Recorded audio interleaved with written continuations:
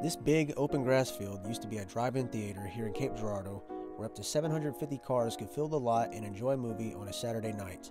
It was called the Starview Drive-In, but like many old theaters, it was torn down due to declining attendance. Theaters used to play a very significant role in communities, and today we're going to look at some of our very own historic venues.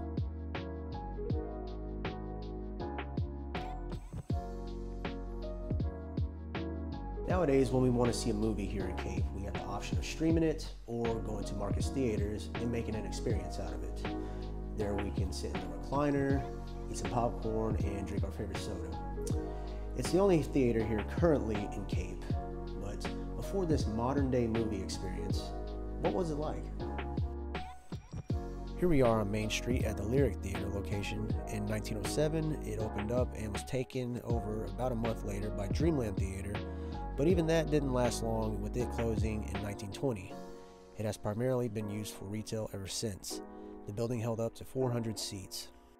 Next we head to Main Street to the spot of the Fox Cape Theater, which opened in 1914. It seated 600 and closed in 1949. It would be demolished in the 80s, and the current location is a small playground next to a church. Just up the same street we have the Rialto. It opened in 1940 and seated up to 700 people. It closed its doors in 1989. The building's roof collapsed in 2010, and today it is a restaurant named Kenny's Flippin' Burgers, and the entire stretch of buildings has been remodeled.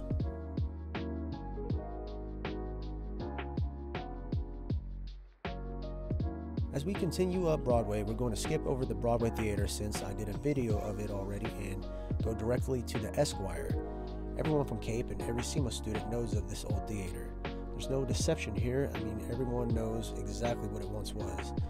Built in 1947, with its first movie being Blue Skies, starring Fred Astaire, Bing Crosby, and Joan Caulfield. Its final movie was Prince's iconic Purple Rain in 1984.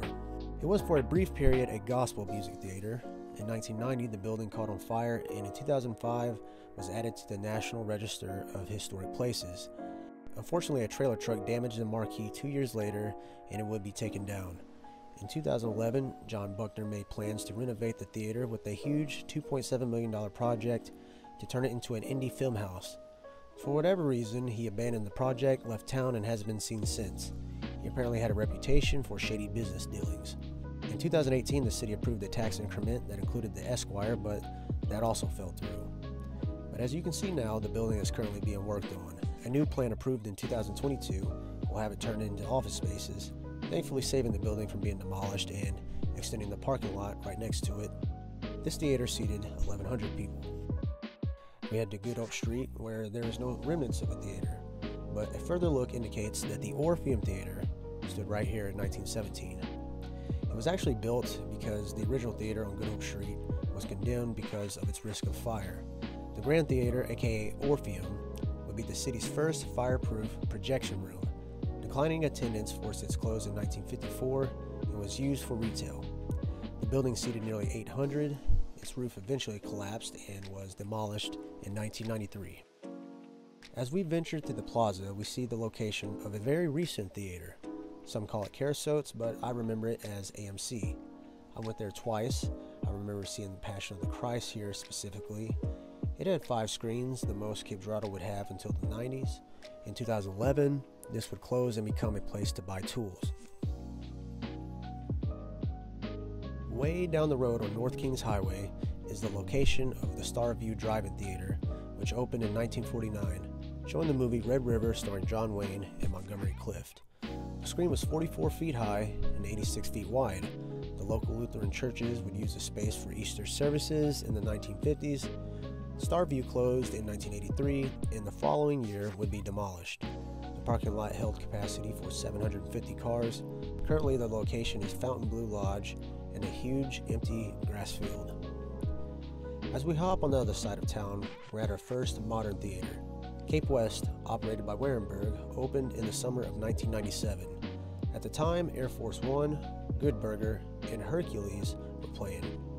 The building has 14 screens and a capacity for nearly 3,000. A change in ownership would rebrand it as Marcus Cinemas in 2018.